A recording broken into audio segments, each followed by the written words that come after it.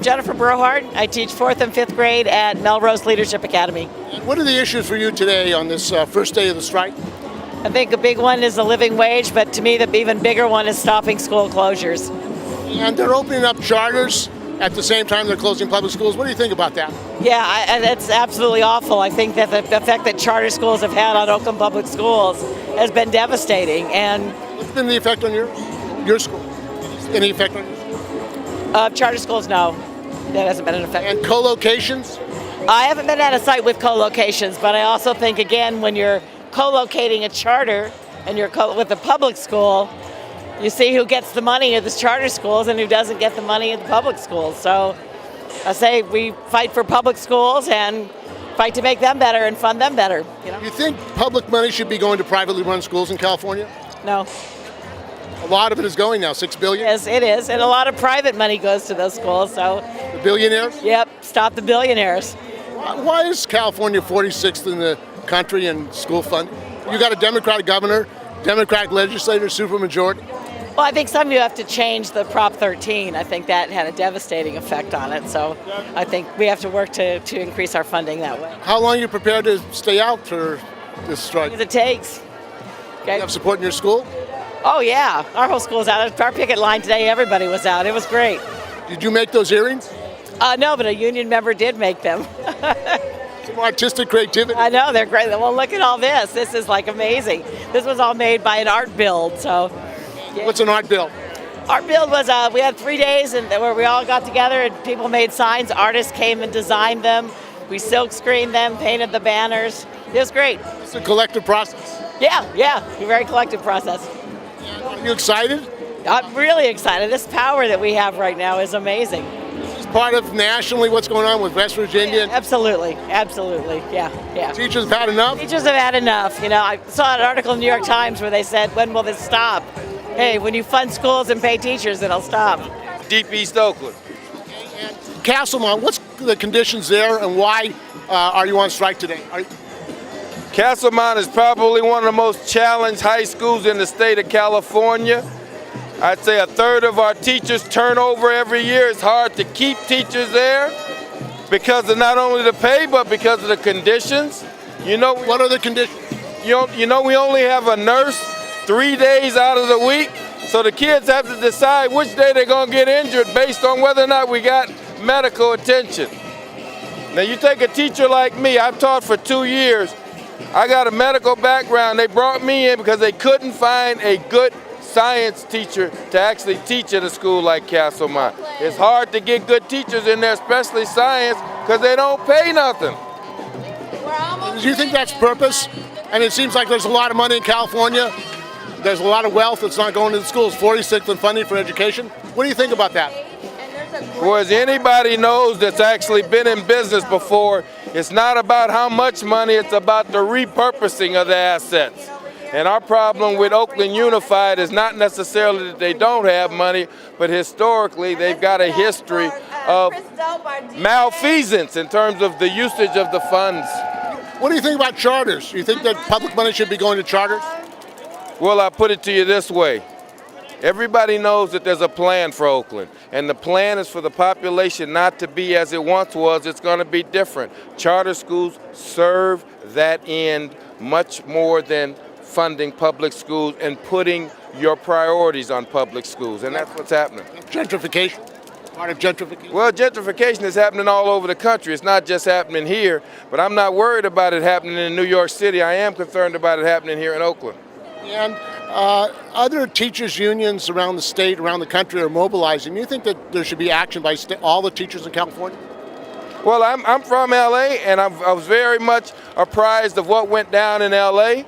They have a much larger school district than we do, but when you see major cities like L.A. and Denver and West Virginia, these places have mobilized. This is a wave of the present and the future. It's time for a general strike? Well, look, you and I both know that the day of the proletariat is time again. There was once a time when unions could actually get some results, and then that died. And look at what we got now. What does that sign mean? That teachers don't get paid enough. Are you a student? Yeah. Where do you go to school? Horseman.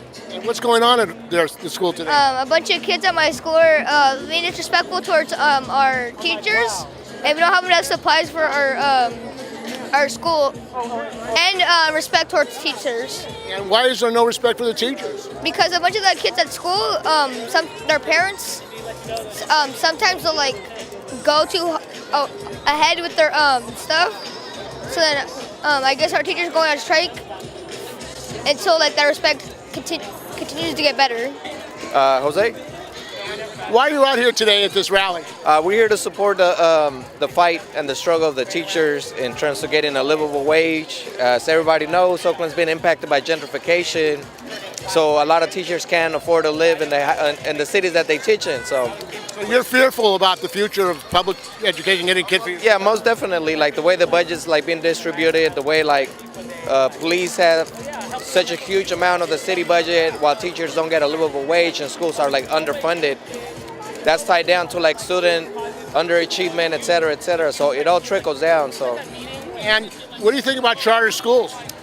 I think it's a Band-Aid for a wider problem. It's a systemic problem that we have with education, and it's almost like a pathway to privatizing schools. So like we need to take care of the schools we already have instead of opening more and more and more and displacing students. I mean, they're closing local public community schools and voting to open up more charters. Right, and then that's the thing is like all these kids are not going to have a school that serves their community unless they can get into one of these charters.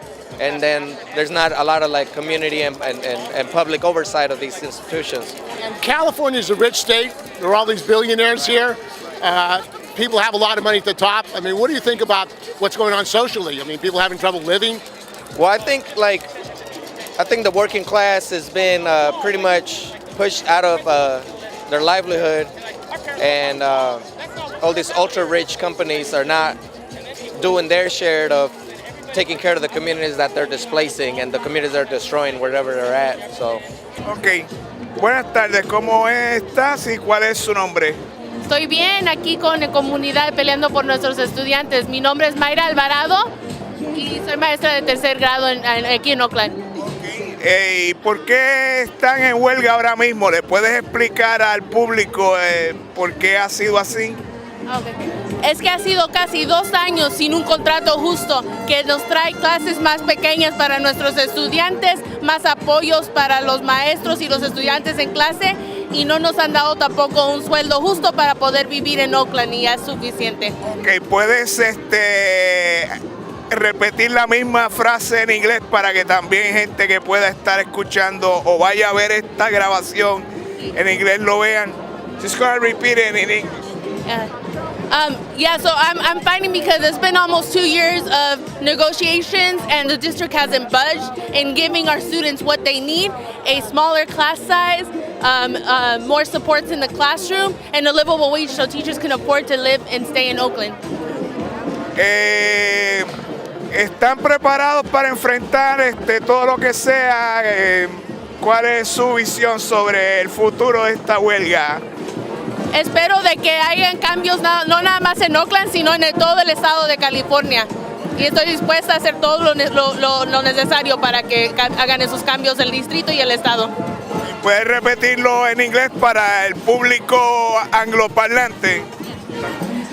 So I'm hoping that the district, OUSD, and the state make the changes that it needs to make for our students, and I will do anything it takes for those changes to happen. My name is Claudia Lopez.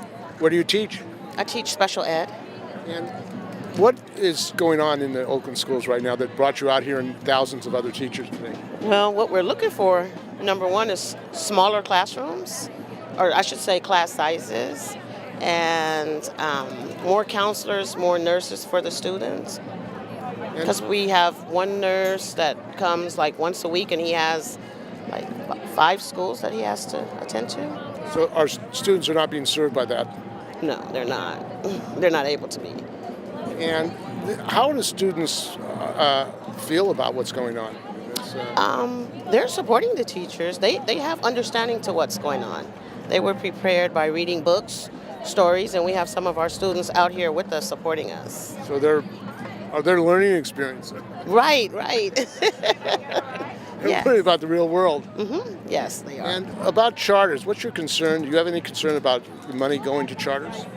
I haven't really given that much thought. I mean, from what I'm understanding is that most of the money is going to charter schools. So as we're going along, I'm learning more about charter schools. You think public money should go to privately run schools? No. $57 million is going to charter schools. It needs to go to public schools because we're suffering. And I understand charters cherry pick students and that kind of thing. They do. And the conditions of students, I mean, their parents, a lot of them are working class parents, are having to work 2 jobs. Right. Survival, is that an issue for students and teachers in Oakland? Yes, it is. I actually work 2 jobs. So What's your other job? my other job is I work at an assisted living facility. So I assist the seniors and the people that need assisted living. And you're a special ed teacher here in Oakland. Yes. You have to get degrees and licenses to be a teacher? Yes. You do. You're not paying you enough to do your job without getting another job. No, they're not. How does that feel? Because, I mean, teachers spend a lot of time getting certificates, getting the training. They're professionals, yet they're not really treated like professionals. It's not a good feeling, but we love our job, so that's what keeps us here. But it gets to a point where we have to fight because it's just getting worse and worse. Apartments, housing, rent's going up. So It's kind of a social crisis. yes, So are there other teachers that are in the same situation? yes, a few teachers. Yes, The cost of housing and everything else. yes. So is there solidarity in your school for this strike? A solidarity school. In the sense, no, that your school is supporting this strike and the teachers in your school. Yes, most. I think pretty much every teacher went out on strike. So you got a united support. How long have you been teaching? I've been teaching for about 8 years. Yeah. You love it? I love it. I love it. Soy madre, pero también represento el sindicato del condado de Alameda, son todas las uniones que están aquí hoy. Ok, quiere decir que estás en el Labor Council de Alameda. Ok, ¿puedes repetir esto en inglés para el público angloparlante, presentándose usted ante nuestros medios? Sí, mi nombre es Elizabeth Ortega, soy la directora ejecutiva del sindicato de Alameda Labor Council, representando 135,000 trabajadores. Okay, in English now. My name's Liz Ortega. I'm the Executive Secretary Treasurer of the Alameda Labor Council, representing 135,000 workers in Alameda County. And what does this strike mean for the other unions, the other working people who are not teachers or in public education?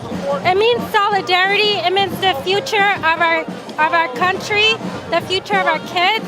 That's why they're supporting this, because it's not just about teacher wages. It's about making sure that our kids have enough resources to learn, and that impacts all workers. Okay, in Spanish. Repeat that in Spanish. Okay. Let me get the other first. So is privatization of charters an issue for educators and working people?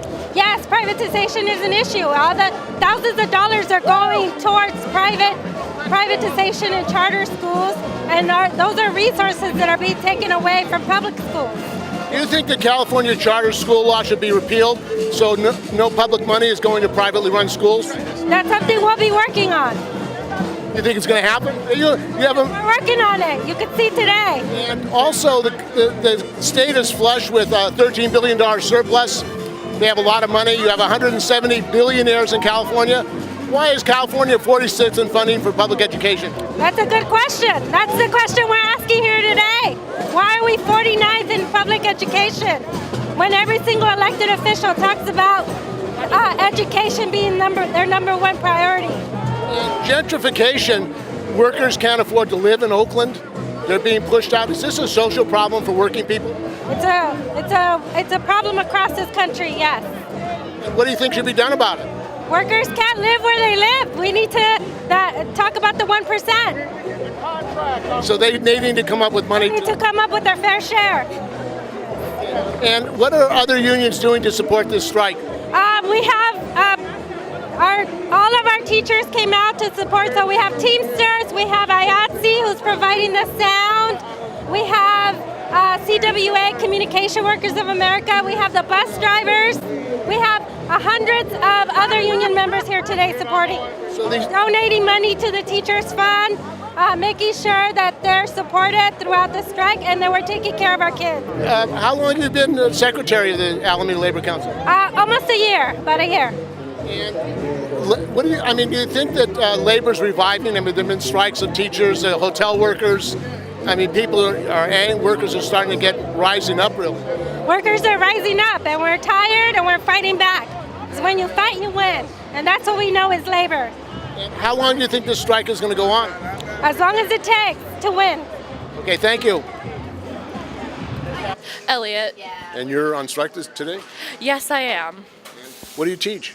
I don't teach. I'm a student. You're a student? Yeah. So you're supporting it? Yeah. And why is that? Well, one of the things that they're protesting for is smaller class sizes, and I feel like that's very important because, like, for a lot of the students, we don't get, like, individual support. You write that sign? Yes. Nice sign. I see it corresponds to your... Yes. And what's happened to school this morning? Yeah, there were definitely a fair few students who were picketing with us, and like barely any students actually came to school. There's solidarity with the teachers. Yeah. Is this your first strike? It's definitely not my first strike, but it's the first picket. At CCPA, Coliseum College Prep Academy in East Oakland. What's your name? Chayla Delgado. So what's going on at your school? What's going on at our school is we have huge class sizes. We're being asked to do too much with too little. I'm born and raised in Oakland. I was a kid in junior high when the '96 strike happened, and I've only seen education conditions in Oakland get more and more challenging. So we're on strike for more student supports and smaller class sizes and better pay. And it seems like there's a wave of strikes going on with teachers all over the country. Why are teachers up in arms nationally? I think because for too long folks have put larger problems onto schools. I think we all know that the broader problems are actually problems of racism and poverty and xenophobia, and schools can work on those problems, but we can't solve them by ourselves. And so teachers are saying it's enough, we're being asked to do too much, we need more support, we love our students, but we got to make schools better for them. And California has a $13 billion budget surplus. There are 170 billionaires in California, and we're 46th in public funding for education. What is going on with the Democratic governor, Democratic legislature? Yeah, I mean, I think a lot of this obviously is a problem of privatization. It's a problem of funding. In California in particular, a lot of it goes back to Prop 13. But I think that we are talking about a system that is increasingly privatizing, and that's really hurting public schools. Who's behind the privatization? I mean, certainly a lot of the billionaires that we've talked about. I think the increase in charter schools in Oakland has really concentrated need in a lot of our public schools and made things a lot more challenging. We're serving disproportionately high numbers of English language learners and special education students that charters aren't. And so I think we have to really be, schools have never done a good enough job, particularly for low-income kids and kids of color. But if we're actually going to try to do a better job, we need schools to be truly funded, we need teachers to be trained, and we need teachers to not be leaving Oakland like 1 in 5 is leaving Oakland every single year. You can't be a good teacher if you haven't had teaching experience. And it takes years to be a teacher. It takes years. I've been a teacher for almost 15 years, and I feel like I get a little better every year, and I'm still not where I'd like to be. And our kids deserve better than that. So they get shortchanged when the teachers turn over? I'm sorry? They get shortchanged when the teachers turn over? Yeah, so that's been a huge problem, and especially our schools in the flats in Oakland are experiencing huge amounts of teacher turnover. The schools in the hills, they don't seem to be having the same problems? Not the same problems. I mean, we're certainly here for all the schools in Oakland, but yeah, I mean, a lot of those schools are managing to fundraise to supplement those funding problems, and we can't do that in the flats. What do you have to say to Governor Newsom and the legislature? I would say certainly forgive the debt that we are paying off every year from when the state took us over in the early 2000s. We shouldn't be paying that off. And also, Didn't they take the schools over to make them better financially? What happened with that? I mean, certainly during the school takeover in the early 2000s, it didn't seem to improve the quality of those schools. And they lost, and the state racked up lots and lots of debt that we're still paying off today. I would say that debt needs to be forgiven, and we need more money, particularly for cities like Oakland, who are facing massive amounts of displacement and huge numbers of English language learners who need support.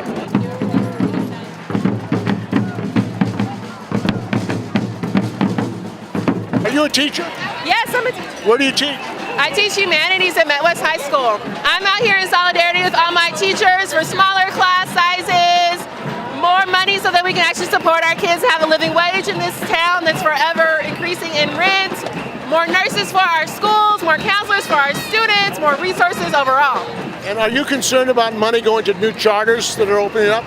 That is a big, yes, I am concerned about that. And co-locations? Yes. What's happening with that? Oftentimes when a charter school co-locates with a public school, somehow it makes sort of like an apartheid system where the charter schools have more resources and the Oakland public schools have less, and there's a division there. It's not good for school culture, it's not good for the safety of the schools. Are you a teacher? Yes, I am. Where do you teach? I teach with him at the Oakland Adult School. And what's going on there? Are you affected by the budget cuts? What's going on at the adult school? Well, in the morning I teach family literacy at West Oakland Middle School. I have all Arabic speakers. They're new immigrants and they're trying to learn how to speak English. And then in the evening I have a basic literacy class at Met West. And how are the teachers surviving? I mean, with the conditions? Well, some teachers who have partners who make a living can support them. But we adult teachers, I do Airbnb to support myself, barely make it. So, but I love my job and I want to keep serving these students. My name's Daniel Guerrero. Where do you teach? I teach in adult education. Yeah. What's going on there? Why are you out here today? Why am I out here today? Well, part of it is just solidarity with a lot of the issues that mainly affect the K-12 schools, but they affect us as adult ed teachers too. And one thing that does affect us all is really teacher pay, teacher turnover. We're trying to, in adult education, we're trying to build our program up, and it's really difficult for teachers to stay with us. And that's one thing that is that I want to make sure is that I'm able to stay with adult education because I want to keep teaching in Oakland. So. Yeah. But it's hard to do because of the prices? Yes, absolutely. And just the cost of living. How do you live? Huh? How do you survive here? I rent a room. You rent a room? I have 3 roommates. Yeah. And how do you have a family? How do you have Luckily, I'm young, but yeah, I can't do it. I can't be young and not survive for very long, Where's the money? It seems like there's a lot of money in Oakland and California. Yes, it does. It really does. Yeah, and some schools are very well funded and some are not. Those the white schools? Yeah, in the hills. Yeah, absolutely. Yeah. So there's an issue of racism here. Racism, like in the district. I mean, they seem to be closing schools in poor communities. One more time? They seem to be closing schools in poor communities. Oh, yes. Oh, absolutely. Talk about that. Yes, there's most of the charters are below 580. Yeah, and it's not anything that you really hear about in the schools in the hills getting closed down. You don't hear in the hills schools can have as many art classes as they need, and the lower schools it's not guaranteed. Yeah, so definitely, even if it's not directly intentional, that's the effect. And what do you think about charters? They're voting to open up more charters and co-location? More charters to replace the schools that they say are failing. Yeah. You don't believe them? I don't believe them. I believe that there are a lot. Note from knowing the parents and the students, I know that we can make the schools better and that we can improve if we have enough support, but the support isn't there. And $57 million a year is leaving Oakland schools to go to charters? Yes, that sounds about right, yeah. A lot of money. A lot of money, yeah. To pay for raises and better conditions. Medical issues for nurses, yeah.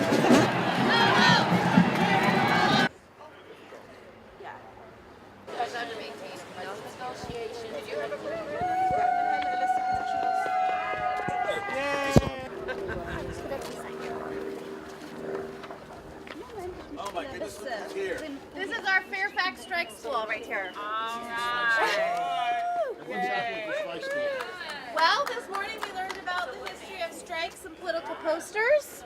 And next we're going to go back and have a little snack time. And then we're going to do some math.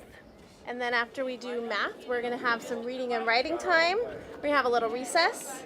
We're going to have some free choice. So we're doing lots of stuff today. What do you think of the strike school?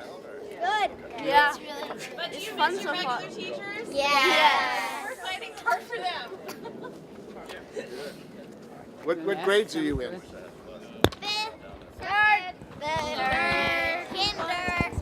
I'm in 4th grade. My name is Micah. Is this your first strike? Yeah, the first strike I've been in. My mom actually, she teaches in Hayward. She was in one right before I was born. My name is Kai. I am 9 years old, and I'm also in 3rd grade. And this is actually my first time being in a strike school. I'm in 3rd grade. My name is Gabriel, and this is my first strike as well. We are the future. Are you the future? All kids are. What do you want to see in your future? Fair pay and smaller class size for everyone. And that would help you out. Yeah. Yep, for better education. What's your name? Monrovia. We are change. Are you hopeful that the teachers are going to be successful? Yes. You miss your teacher? Mm-hmm. What grade are you in? I'm in 5th grade at Sequoia Elementary. So what do you think of this strike school? It's fun, but school is better. My name is Miss Fina, and I'm in 3rd grade. We are here to support our teachers in our school. And this is my first time. This is my second time being on strike. This is my first time being at strike school. Susanna Prinz. And, well, we're just trying to get as many kids into safe, secure places during the strike so that they don't have to cross the picket line, so we can support our teachers and make this the fastest strike as possible.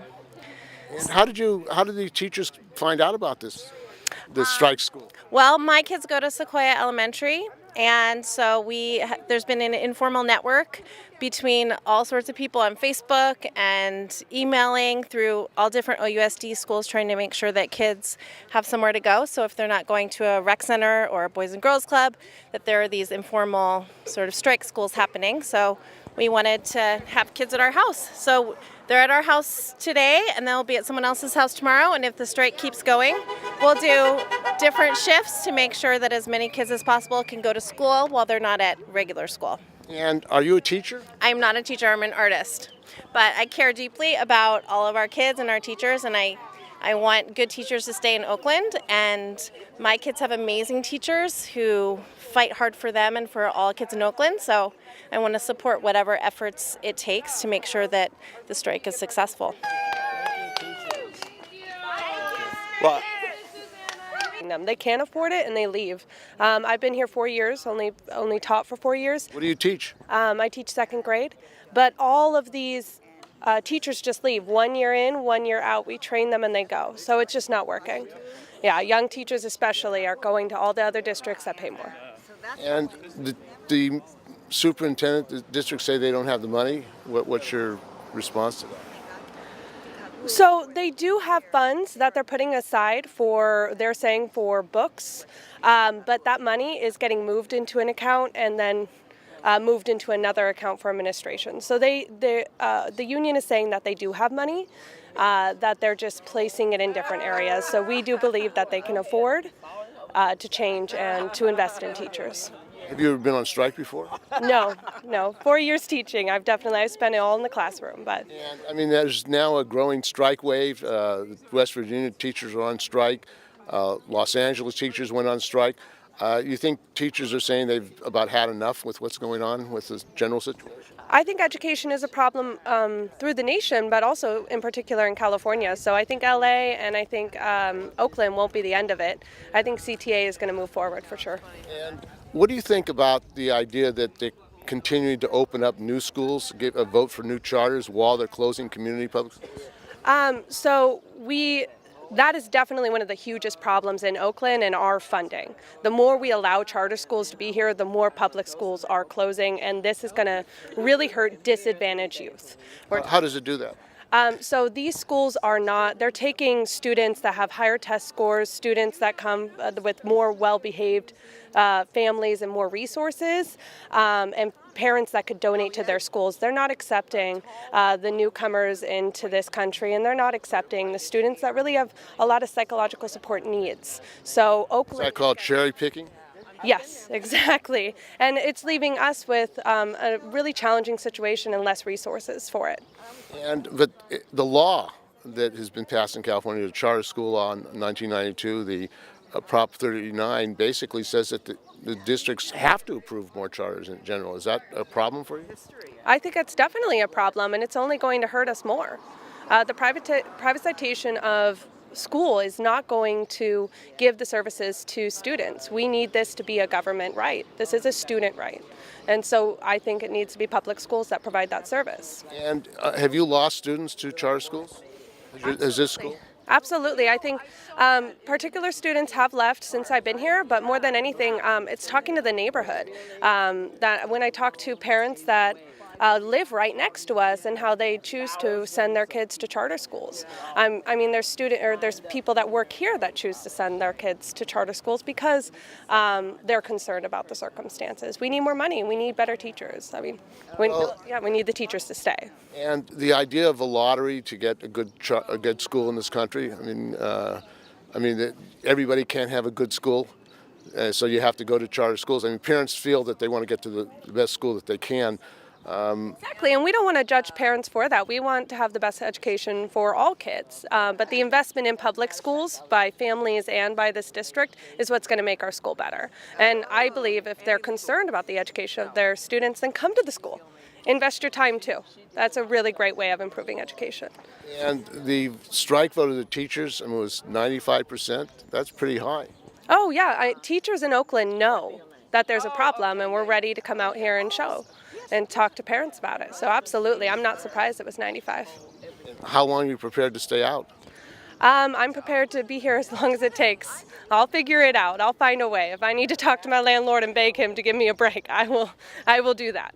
It's for the kids, and I'm here 100% for them. Okay, thank you. What's your name again? Emily Walsh. Thank you, Emily. Have a good day. Oh, I almost hit you. Thank you.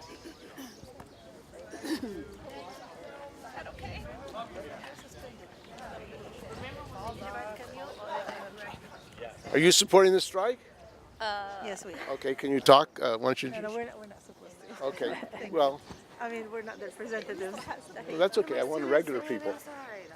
Just, while you're here, I mean, you're holding the sign. You support the idea that. I don't like to be on the media. Thank you don't want to be in the media? Okay, no problem. Mom was here, so I looked at Mom. I was like, for a sec, sure. I'm not. Okay. What's your name? Julie. Okay, and you're here on the picket line of the Horace Mann School? Yes. Okay. Are you a parent or? No, I'm a literacy coach actually. Yeah. What's a literacy coach? So a literacy coach provides professional development for teachers, demonstration lessons, models, observes, just trying to help lift the literacy teaching and learning at the school. And what are the conditions that have led you and other teachers to feel that you have to go out in Oakland? So I'm out in Oakland, but I'm mostly out for California. I wish that all of California teachers would strike because the funding that we have in California for education is ridiculous. And 46th? Yeah, the structure of the way we fund schools is ridiculous. I have no idea about Oakland and whether we have the money or whatever, but I know that the state has money. $13 billion surplus? Yeah. How do you figure? Exactly, right? And even if we didn't have that surplus, the structures in California are really upsetting to me as to how things are funded and how they're not funded. And I have cousins in education across the country who work in much better conditions and whose kids go to school in much better conditions than our kids here. Talk about the conditions of the kids here. The conditions of the kids here. So you have one teacher with 25 kids with such varying needs, and there's just not a lot of support. Yeah. And the pay, nobody can live in Oakland. You know, people have had to leave their positions here? All the time. Talk about them. So being a coach, I've coached tons of teachers over the years. I've been in the district 31 years, and people are constantly leaving to go to Sacramento, to go to Arizona, all of these places. That must be pretty depressing. Very depressing. Very depressing, because you get them up to where you want them and they leave. Yeah. So Oakland has traditionally been the training ground for a lot of other places than Oakland. Teachers come here and they get work, and then they get their skills up and they go other places because it pays more and the cost of living's less. And doesn't that lead to deprofessionalization? If everyone's leaving, you have to bring new teachers all the time? Yeah, yeah. How long does it take to become a teacher? To get your credential, I don't even know anymore. I think it's 2 years after a bachelor's. But to be a teacher takes a long time, doesn't You it? need to be a good teacher? Oh, yeah. You need at least 3 years. And that's about how long a lot of our new teachers stay, is about 3 years. And then they go someplace easier. And this is a hard place to work. Why is that? It just is. There's just, like I said, there's just not enough supports, and kids with a lot of behavior and emotional problems. And we really don't support that in the way that we need to support that. And then also, you know, all the languages, there's not the support for our newcomers that are coming straight in with no English, and teachers that are not trained in how to teach students that are... That's a specialty. Exactly. And so it's just we're not servicing our community. And the big thing, I think teachers leave because they don't feel successful here. You know, I mean, the money is the money. You know, you have an extra $100 in your pocket. But it's really, you want to go to work every day and feel successful, right? And it's really hard to feel successful here. It's a very hard place to work.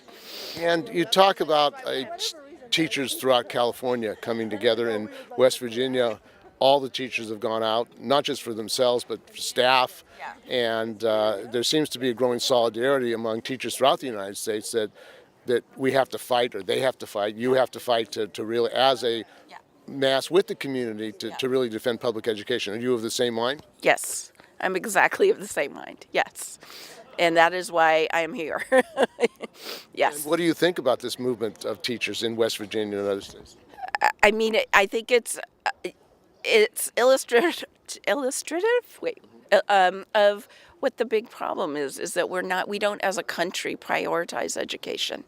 And as a country, we are going to have to do that if we want to see the results that we want to see. And the idea that teachers who have master's degrees who spend their life developing their skills and then they have to work 2 jobs to survive, is that the case here in Oakland?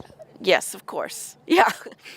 Talk about it. I don't know anybody personally, but I know from working with a lot of young teachers, either you have to have somebody, a parent or a partner in your life that is supporting you, or you're not staying. That's what I know. Yeah. And there are other teachers from other districts who are helping out. The Berkeley Federation of Teachers, some supporters are coming. How do you see teachers becoming united in California and really using their power, collective power? There are 325,000 members, California Teachers Association, California Federation of Teachers. I mean, do you see a mass movement developing? I think our talking point really needs to be around our funding in California. We are funding our kids at 11,000 something per pupil. I looked this up. Do you know the person that's one above us is North Dakota is funding at 12,000 something. And I think to myself, 12,000 per pupil in North Dakota has got to go a lot further than it does in California. And so I think that we need to come together as a state and really talk about what we want. There's a lot of smart people in education that have a lot of great ideas. I'm talking people on the top of what we want to see in our kids, the Common Core standards. I'm a huge proponent of that. But in order to do that kind of teaching, we have to fund it. And in order to give our children that kind of education, we have to fund it. Well, you have a Democratic governor, Gavin Newsom. You have a Democratic superintendent of public instruction, Tony Thurmond. You have a Democratic legislature that has a supermajority. I mean, they have the power if they wanted to change the funding of public education in California. Do you see that happening? I'm hopeful. But I'm one of those people that sees the glass half full. So I hope I'm not disappointed yet again, But well, a mass teachers' action in California would probably have a big effect on the Democrats in the legislature. Yes, it's a mind shift. There are a lot of people out there, my neighbors, like the state already gets so many billions of dollars go to education. Where do you guys spend all that money? And so we can't have that kind of conversation going on. We need to look at the fact of per pupil spending and how we compare across the United States.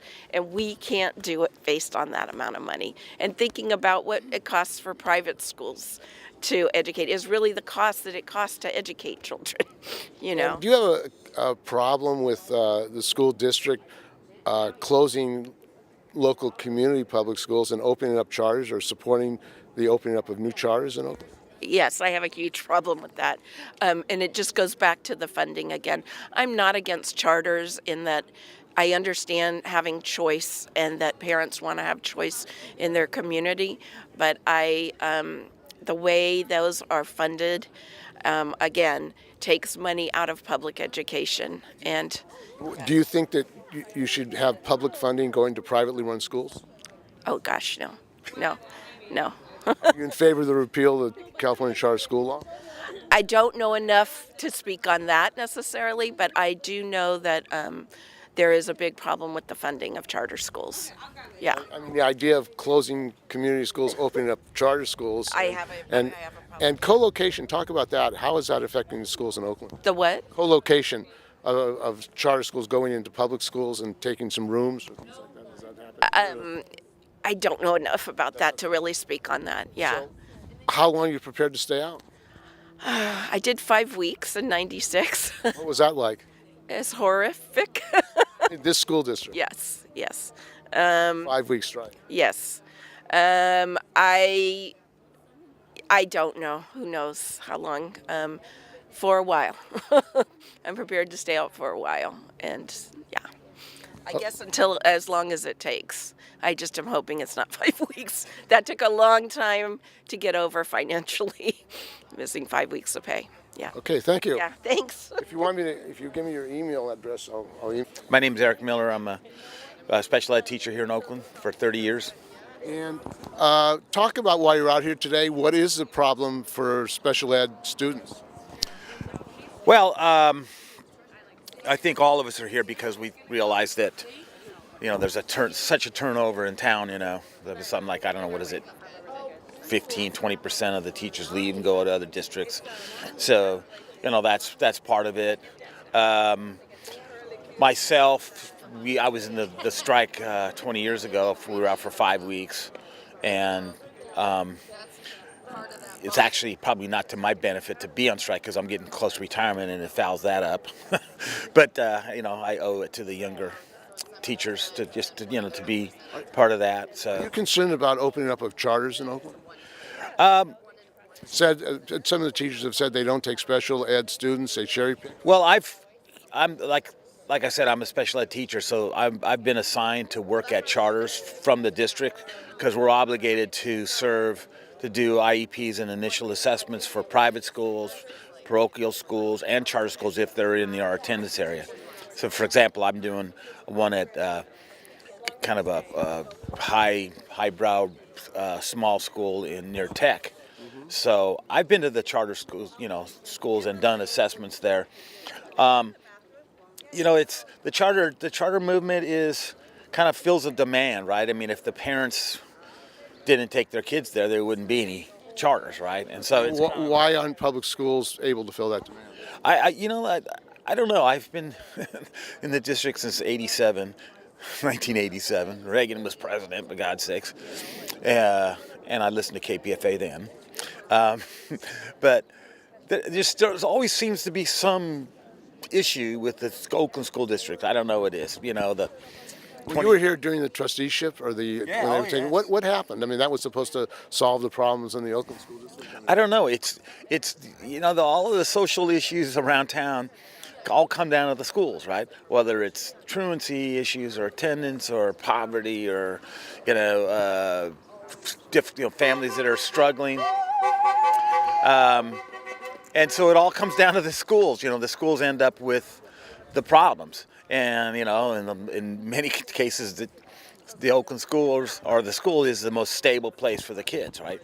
Like we have kids that came today, kids in my room, my class, and they have nowhere else to go. So they know if they come here, they're going to get loved and they're going to get taken care of and there's going to be food. This is their home. Where they go. And the parents are working and may or may not be that sympathetic. I know, because we don't get as much as we think we should get paid, but we probably make more than they are. We have health care and stuff like that. So I don't know. I was just wondering about this, why the Oakland School District always seems to revert back to the old thing. I mean, in '96 when we went on strike, it was chop from the top, right? That was the slogan. And they did chop from the top for a while, and we were able to take those resources and get back to the class. But then here we are. They could use the same slogan again because the top is top heavy.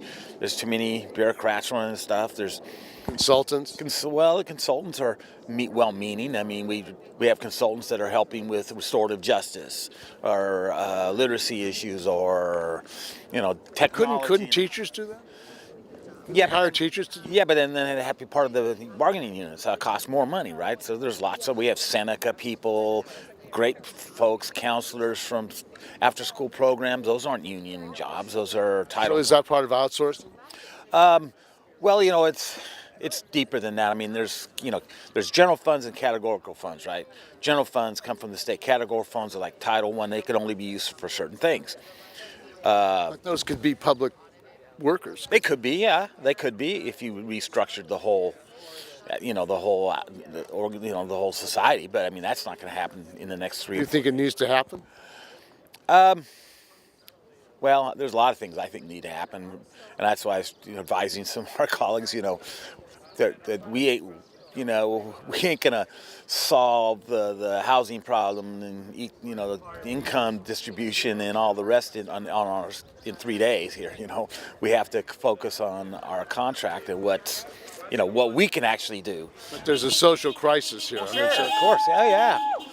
Housing. I mean, a lot of issues are coming down. There was a guy who came down the street an hour ago, and his kids go to Sequoia. Well, why do they go to Sequoia? He lives right up there. Well, why don't they go to Horace Mann? Well, he figures that Sequoia is a better school.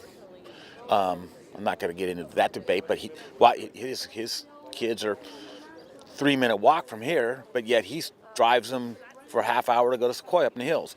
So, that kind of encapsulates a lot of it right there, I think. But so anyway, here we are. So it seems like I was, having a deja vu, in 1996, just thinking about it. And that went on for 5 weeks, Are you ready to stay out that long this time? Yeah, not going to record that, are you? I don't know. I'm going to, I was the treasurer of the OEA years ago, and so I've been active in the union. My dad was a member of the Oakland Craftsman Union in the 40s right after the war, and he was in part of the general strike, and so it goes. Do you think we need another general strike in this country? I mean, the West Virginia teachers are out statewide. I mean, there are 325,000 members of the. And that was only lasted a day, right, or something? Yeah, I'm not sure. But my dad's passed now. But he would talk to me about those days after the World War II, and that was What did he say? Well, I remember he would come by the strike, the picket lines. That was at Santa Fe School up in North Oakland. It's now closed. And he says, you guys are, you're not drinking enough, and you guys need to have a barrel full of wood and stand around and scream at people. And he goes, this is too nice of a strike. This is the nicest strike he'd ever seen. He thought, and he was just, but the general strike in Oakland, what was it, 48? 46. 46, okay. There was, 30% of the workforce was unionized in, right? I believe. And he was a printer. And they had more, more power. It was, I don't know, but it was. You had a collective consciousness of all workers. The union was, the craftsman union, the typesetters was, to me when I was a kid growing up, that meant ski trips and snow trips and, Halloween parties. That's what the union was when I was a kid. Right? That's what I remember, and. It's changed, but.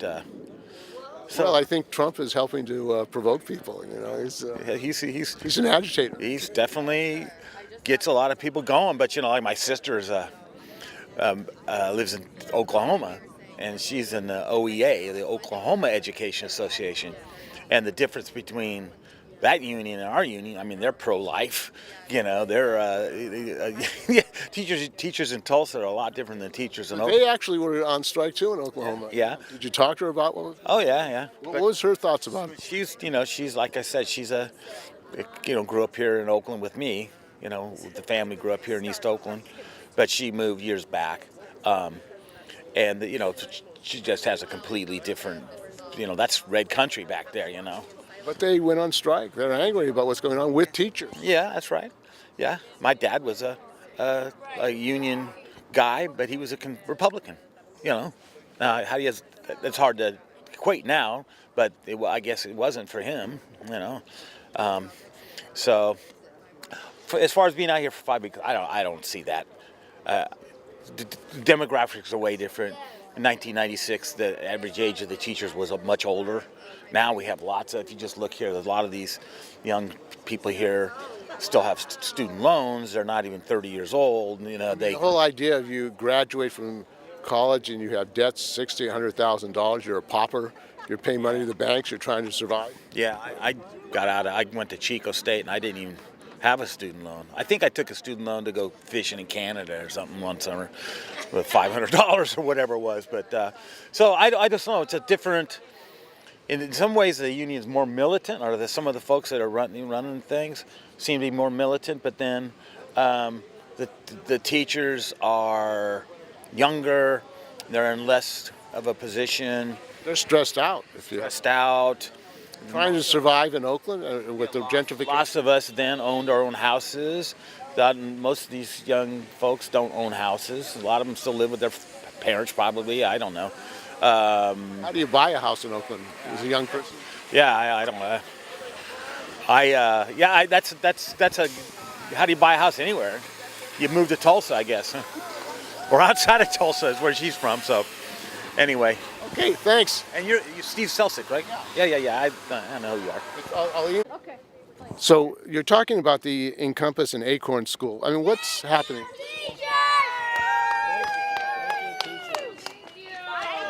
Well,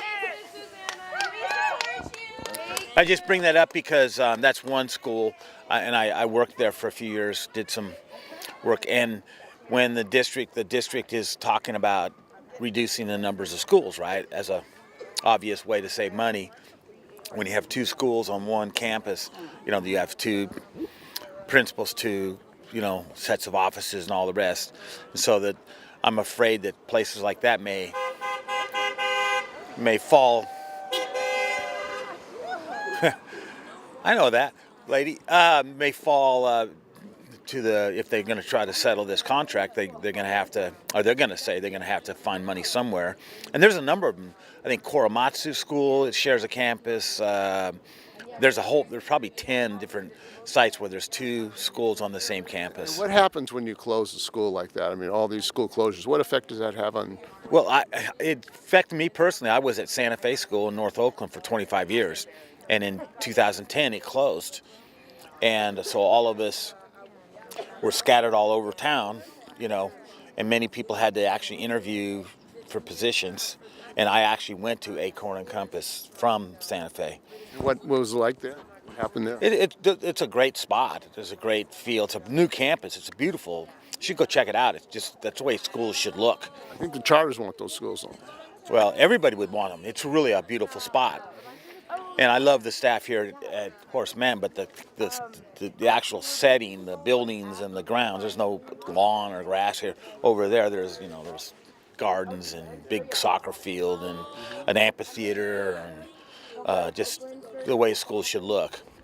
But I'm afraid places like that there's gonna be pressure to reduce and close small schools. Like Grass Valley is very vulnerable because it's up near the golf course, up Golf Links Road, and places like that are gonna be vulnerable. And it's tough when the school closes. I mean, I met my wife at Santa Fe, and my kids were there, and so when schools close, it leaves a mark. So I don't know what's going to happen. I mean, if Horace Mann was to close, that would be upsetting because we're all friends. So, but the district is, according to the numbers, has too many schools for the population. You don't buy that? No, I'm not going to say I don't buy that. They probably do have too many schools, but it's like close that guy's school, don't close mine, right? kind of thing. So. Well, they say they don't have any money, or they don't have enough money. Do you agree with that? I think that the money could be allocated better, as we talked about earlier. Though the district, the new superintendent, is a wonderful person. I met her. She really wants to do what's right, but there's a lot of pressure to hire so-called experts and consultants and outside agencies to help with the problem, and that all costs money. And they're approving new charter schools at the same time. Yeah, well, the district, that's out of the district's hands, right? I mean, that's a state. They could sue the state. I suppose, yeah. You think that they should continue to vote to open new schools while they're closing old public? No, I don't. But it's hard to tell parents in the United States that where do you have to send your kids, right? We like to, I don't know where your kids went to school, but my kids went to public schools, but it's hard to convince someone to go somewhere where they don't want to go. I mean, if the people vote with their... If this was a new school and getting all the funding that they should get in this rich state, there wouldn't be a problem. It wouldn't be a desire, so... Okay, thanks. Okay. Thank you. Nice talking to you. I just bring that up because that's one school, and I worked there for a few years, did some work, and when the district is talking about reducing the numbers of schools, right, as a obvious way to save money. When you have two schools on one campus, you have two principals, two, sets of offices and all the rest. And so that I'm afraid that places like that may fall. I know that, lady. May fall if they're going to try to settle this contract, they're going to have to, or they're going to say they're going to have to find money somewhere. And there's a number of them. I think Korematsu School, it shares a campus. There's probably 10 different sites where there's two schools on the same campus. And what happens when you close a school like that? I mean, all these school closures, what effect does that have on? Well, it affected me personally. I was at Santa Fe School in North Oakland for 25 years. And in 2010, it closed. And so all of us were scattered all over town, and many people had to actually interview for positions. And I actually went to Acorn and Compass from Santa Fe. What was it like there? What happened there? It's a great spot. There's a great feel. It's a new campus. It's beautiful. You should go check it out. It's just that's the way schools should look. I think the charters want those schools on. Well, everybody would want them. It's really a beautiful spot. And I love the staff here at Horace Mann, but the actual setting, the buildings and the grounds, there's no lawn or grass here. Over there, there's gardens and big soccer field and an amphitheater and just the way schools should look. But I'm afraid places like that there's going to be pressure to reduce and close small schools. Like Grass Valley is very vulnerable because it's got it's up near the golf course, up Golf Links Road, and places like that are, gonna be vulnerable. And it's tough when the school closes. I mean, I met my wife at Santa Fe, and my kids were there, and so when schools close, it leaves a mark. So I don't know what's gonna happen. I mean, if Horace Mann was to close, that would be upsetting because we're all friends. So, but the district is, according to the numbers, has too many schools for the population. You don't buy that? No, I'm not going to say I don't buy that. They probably do have too many schools, but it's like close that guy's school, don't close mine, right? Kind of thing. So. Well, they say they don't have any money, or they don't have enough money. Do you agree with that? I think that the money could be allocated better, as we talked about earlier. Though the district, the new superintendent, is a wonderful person. I met her. She really wants to do what's right, but there's a lot of pressure to hire so-called experts and consultants and outside agencies to help with the problem, and that all costs money. And they're approving new charter schools at the same time. Yeah, well, the district, that's out of the district's hands, right? I mean, that's a state. They could sue the state. I suppose, yeah. You think that they should continue to vote to open new schools while they're closing old public? No, I don't. But it's hard to tell parents in the United States that where do you have to send your kids, right? We like to, I don't know where your kids went to school, but my kids went to public schools, but it's hard to convince someone to go somewhere where they don't want to go. I mean, if the people vote with their... If this was a new school and getting all the funding that they should get in this rich state, there wouldn't be a problem. It wouldn't be a desire, so... Okay, thanks. Okay. Thank you. Nice talking to you. My name's David Cavan.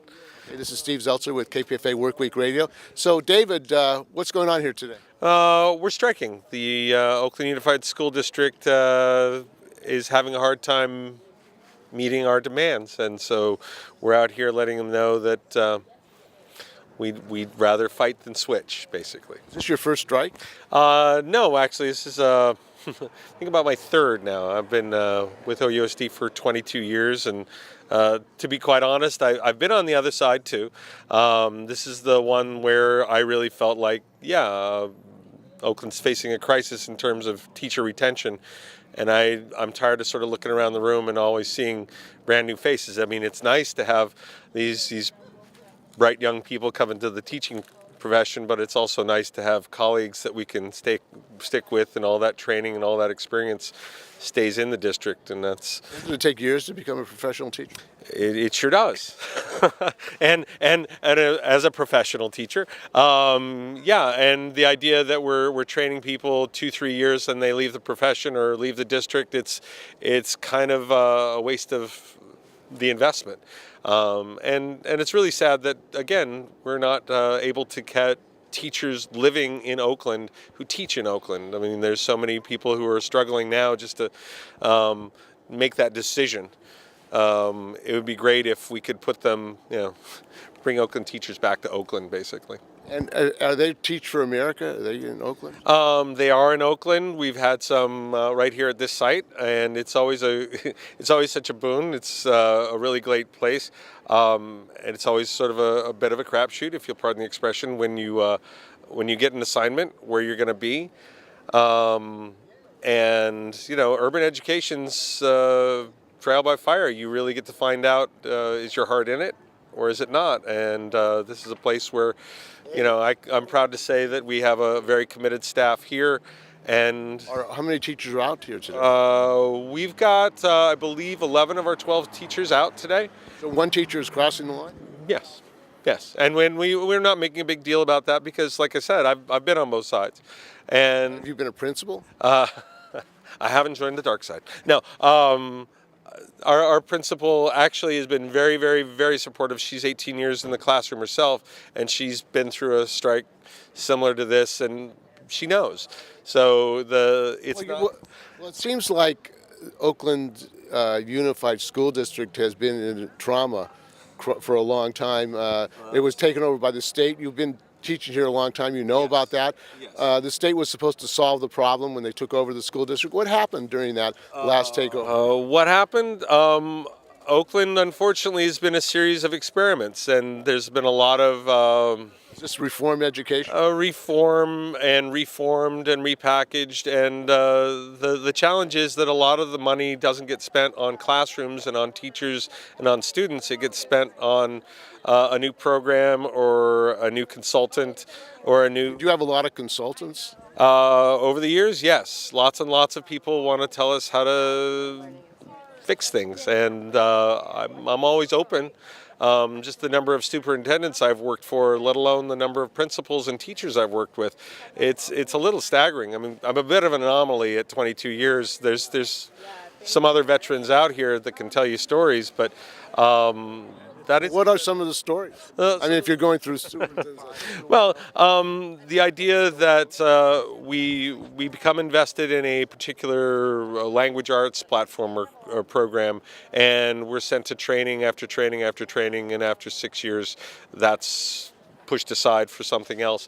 They're interested in switching around to, and sure, we want to try new things, but it's usually top down, and it's kind of always at the pilot level where we end up experimenting a little bit. It would be really great to feel like the teachers were empowered to do the things that they were trained to do. Like you said, we don't just pop out of the womb ready to teach. We have to go to school and we have to be trained, and to take that experience and kind of disregard it is a challenge. Now, President Governor Gavin Newsom, or the mayor, former mayor of Oakland, Jerry Brown, he started 2 military charter schools that he got funding for. And he supports charters. They're now a large number of your schools now are charter. What has been the effect of charter schools in Oakland? It's a really mixed bag. I mean, the truth is, fundamentally, I have no real argument with the concept of charters. The idea that a community would come together and support a school, and I mean, that's what public schools should be. You believe that public money should be going to privately run schools? No, I don't. I mean, it's where it sort of breaks down is that ideally in a charter movement, you really should get the community to decide to fund, and if it's coming again from the top down and it's going, some of them are very successful because they get a vast infusion of money from billionaires. From billionaires, yes, and they know best about how to run education. Of course they do. They know how to run a country. But I digress. We're not going there just yet. He did call for choice in his. He did talk. What does that choice mean? His son, as a matter of fact, referred to loser teachers the other day. But again, what was he trying to say? What was he trying to say? That's always a mystery to me. What he's mostly saying is blah blah blah blah money, and that's kind of the bottom line. But here in Oakland, I think that there's a very proud tradition, I think, of not just education, but of spreading. It's like the free speech movement in Berkeley, the social justice that exists. There's a whole lot of things that if we build from the inside, I think we're going to be a lot better off, because we really need to meet the students and the families where they are. And you can't really do that when you're constantly changing the tires on the car. If our teachers are expendable, then there's a problem. And privatization, do you see that as an issue? Well, yeah, again, public school. This is Horace Mann Elementary School. Horace Mann was the founder of public education in the United States, and it's an interesting thing. When was that? When was that? Let's see, I believe 1850. Boy, so you're testing me now. Before it was the 19th century. Exactly, way back in the olden days. You can tell because his picture is not a photograph; it's actually a drawing. So we have that. And I mean, public education, do you think it's under threat in the United States? I think it is from a lot of different areas. And again, the billionaires would be a great place to start pointing. The idea that we would be making money off of education seems absurd to me because it's supposed to be an investment. Isn't that the American way? I'm not sure which America we're talking about, but the one I grew up in, no. And again, there are a lot of things, that sort of break my heart a little bit when I think about when I was a kid and so on, and when I try to tell these stories to families and kids that I teach. Well, one of the issues is having a nurse, having counselors at schools. Is that an issue here at Horseman? Oh yeah. We don't have a full-time nurse. We don't have a librarian. You don't have a librarian? No, we don't have a librarian. Did you have a librarian when you were in school? Very much so. Miss Benson. And she's, again, part of the reason why I'm a teacher is, I spent hours in the library reading as many books as I could get my hands on. And the idea that we have a library and it's not being used effectively, I'd like... Maybe a charter school can take it over. Co-locations? Oh, yeah, we'll put an extra administration inside and run an extra set of... when we talk about where did the money go, it's like, well... that's where it goes when we're doing all these interesting, we're closing schools and yet we're putting 2 schools on one campus. And it's Prop 39, what do you think about Prop 39? What is it? It's another measure. And, all of, again, education reform, if it starts with people, then it's fine. And then that's how we grow. I'm not teaching billionaires. I'm teaching families. I'm teaching children who, in a lot of cases, won't see $1 billion in their lives. And the idea that somebody's going to come by and going to put, whether it's 17, 29, 39. Again, we're going to be in the 50s soon, and it's going to be another proposition to do what we know how to do. Well, California now has a $13 billion surplus. You've got 170 billionaires in California. Why don't we have the best education in the world? Why don't we? That's a very good question. And again, the idea that we would be taxing billionaires more, all of these these progressives, as we call them, who would like to see some of that money going someplace where it could be used. Or in their pockets. Or in their pockets primarily, yes. And again, it's one thing to say, Bill Gates is giving all this money back. It's like, well, yeah, but he's giving it in sort of interesting ways. Testing? Is testing an issue? More tests and tests? Can you do your own tests instead of having Pearson and other companies do your tests? Can we do it? Yes, we can. Is there a value in standardized testing? Yes, but in terms of what is it used for? The idea that we don't get results often for our standardized tests until the following year, it's not impacting the students at all. It's in fact, it's impacting the funding for our site. You pay for the tests. Sure we do. Instead of having the teachers actually prepare. Exactly. As they do in Finland. Finland. I hear they sweep their forests in Finland also. But again, this is other silliness that we don't have to talk about right now. So are you optimistic? I know that they're preparing for a long strike. You may be out for... the school district says they can't afford it. Are the Board of Education, the superintendent, that they have a financial problem? They really can't afford your demands, and all they can offer you is, 2% a year? Well, 2%, 4%. The end of the day, if we're talking to, say, Gavin Newsom. Hi, Gavin. Gavin Newsom could put a large red line through the deficit that was run up in part by the state. And that's when they took over the schools to solve your problem, and they actually ran up the deficit. What is that about? What it's about is, again, we got somebody else to come in, and their idea was, let's put all this money into changing things and making it more consultants. Yeah, exactly, and a lot more people, and. Every time we get a new superintendent, we bring in new consultants, we bring in new staffs, we bring in new ideas. Some of them stick, and that's great, but they don't tend to stick around. And then we pay for the switch, and we pay for the transfer, and we pay for and it's a downhill slide. It's constantly downhill. And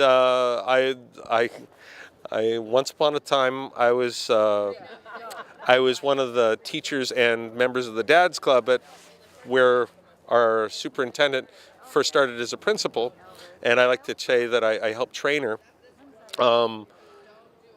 And I believe in what she's trying to do, and I believe that there's a financial crisis. But in terms of how we solve that, it can't come from us anymore. I mean, we've been patient in giving. It's like, and we're not keeping up with cost of living. And how does a teacher, a public school teacher, survive in Oakland with the escalating cost of rent? I mean, there's a speculation. I mean, it's rampant.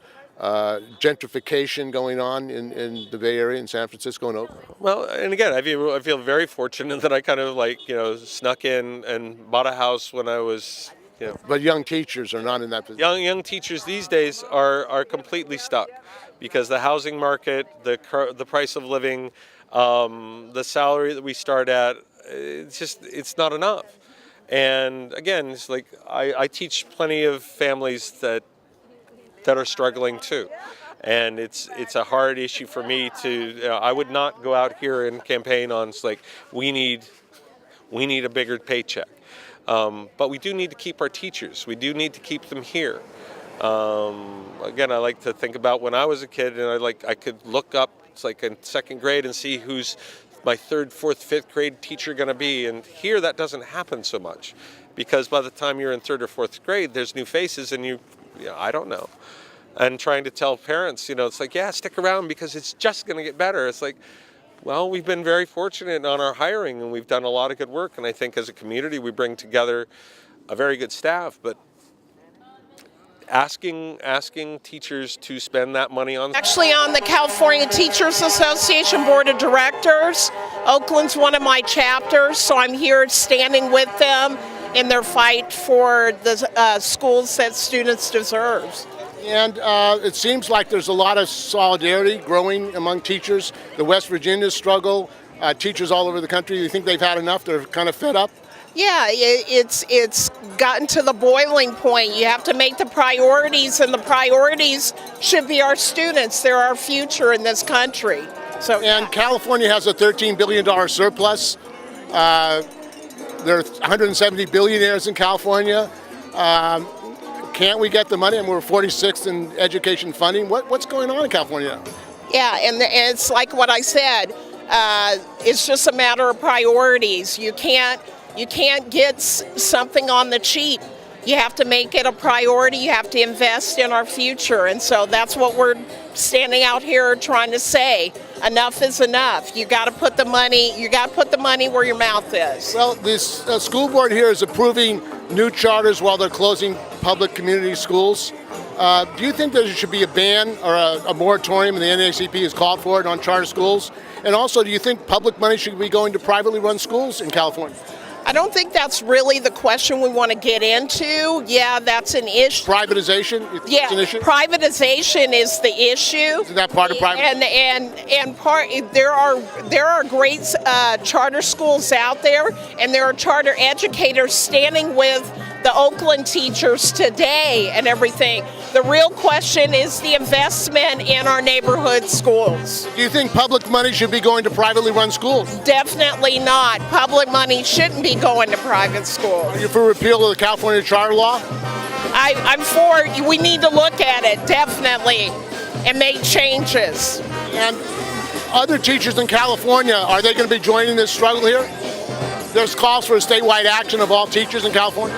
Yeah, there is that talk, and you know that there are other chapters that are on the verge also of walking out because, like I said, we've been starving the schools on purpose for too long. Fremont School District is without a contract as well? Fremont, San Ramon Valley, there's a lot of schools just here in the Bay Area that are going through some tough times. Okay, thank you. Diane Maddox, I'm Secretary of United Teachers of Richmond, and a teacher at Downer Elementary. And why are you out here today supporting the Oakland teachers? Oh boy, because I believe in public education as opposed to privatized education, and I believe that everyone deserves a roof over their head, and teachers are living sort of on the edge at this point.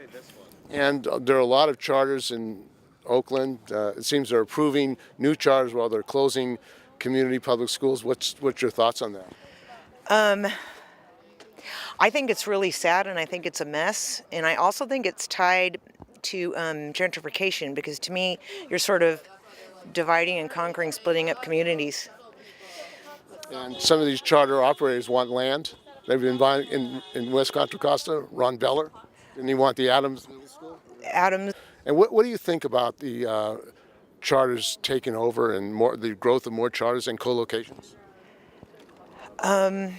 I think that it's leading to privatization of education, and I think we're going in the wrong direction. I think we need to make our public schools strong, and I actually think that we need to socialize medicine. I think our needs need to be met, and our wants can be privatized, but we're going in the wrong direction right now. Well, there's a bill to make charters more transparent in the legislature. You think that making charters more transparent is going to help? Are you in favor or against the idea of public money going to privately run schools? I'm completely against public money going to privately run schools when they're not transparent. I think that's a good first step. I think they need to follow the laws as far as what they do with their money. I think they also need to follow the laws as far as not segregating if they're taking public funds. And I don't think any money should be siphoned to any sort of religious school, because that's like going against our Constitution. Isn't that part of deregulation? I mean, charter operators can be religious, or the Gulen Chain, Magnolia schools, and other. Yeah, it's going against our Constitution. And there's a effort to support the moratorium. The NAACP has called for a moratorium on charters.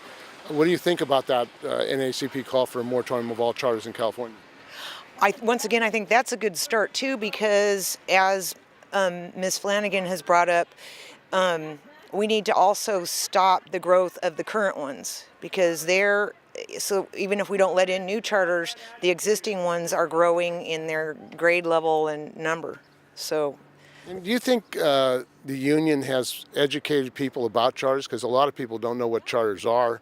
They don't know about Prop 39, although they're finding out when they're co-locations. And it seems like people are confused about the issue of charters and choice. Yeah, I think a lot of people are confused, because I think that the neighborhood school is disinvested in, so it's having a difficult time, and they want what's best for their child, and they're not thinking about the bigger picture. They're of course thinking about their child, which is understandable. So no, I mean, there needs to be a lot of education of the community, especially in 2020 we're going to try to pass the Schools and Communities First bill, and there's going to be a lot of money on the side of not taxing the wealthy, but the wealthy need to be taxed, and the public schools need to be invested in, as well as other parts of our community. Do you think that this tax initiative should allow public money to go to more charter schools, as Prop 55 did? I mean, these tax increases, and they were supported by the Charter School Association, included money for more charters. Do you believe that that's something that you would support? No, I think that public schools should be made strong.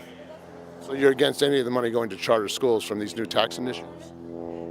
I am. I mean, I wish I could start my own charter and have my own rules, but it's unfortunately sort of morphed into this Frankenstein that we can't get under control. It is out of control. Yeah, so I'm not in favor of any more, no. And are you concerned in West Contra Costa School District, because Crespi and other teachers have told there's going to be a co-location, and the superintendent says that they have to have them, that because of Prop 39. What's your view on that? I think that LA is in trouble. I think that Oakland's in trouble. I think that West Contra Costa is in trouble. I think that any school district where it's got Title I schools or lower socioeconomic schools are in trouble, because they're desperate, and it's like Naomi Klein's shock doctrine, where they can take advantage of the desperate situation. And they're siphoning off money from public schools to charters. Right. And there are a lot of investors in Chamberlain and others who say that we need to get more charters in West Contra Costa County. Well, I mean, if it benefits their bottom line, of course they're going to say that. You think they control the school board in West Contra Costa County? We're supposed to have a vote on this next Wednesday about our own charter moratorium. So I hope that I hope as well the governor and the superintendent of schools and the county are all sort of understanding that this is not sustainable. Why are you out here today? What are the issues that brought you here today? The issues that brought me here today are overcrowded classrooms and things that our students should already have and deserve. For example, having a nurse on site every day, having counselors there for mental health support, having programs. We don't have a librarian. You know, there's a lot of things that you would think that kids should have that we don't. And why is that? Where's the money?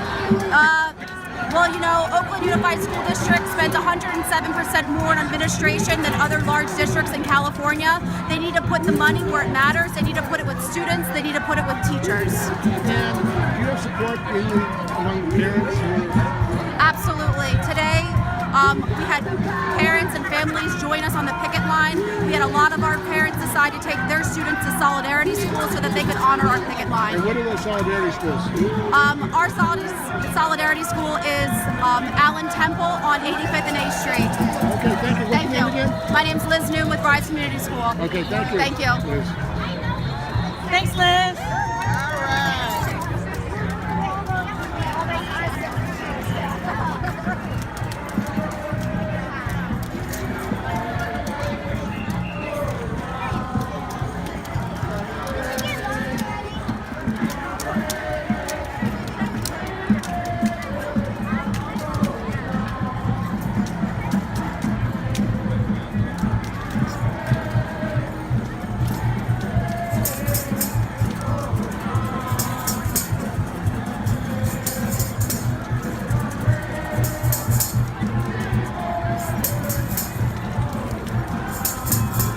Are you a member of SEIU 1021? Yes, I am. What's your name?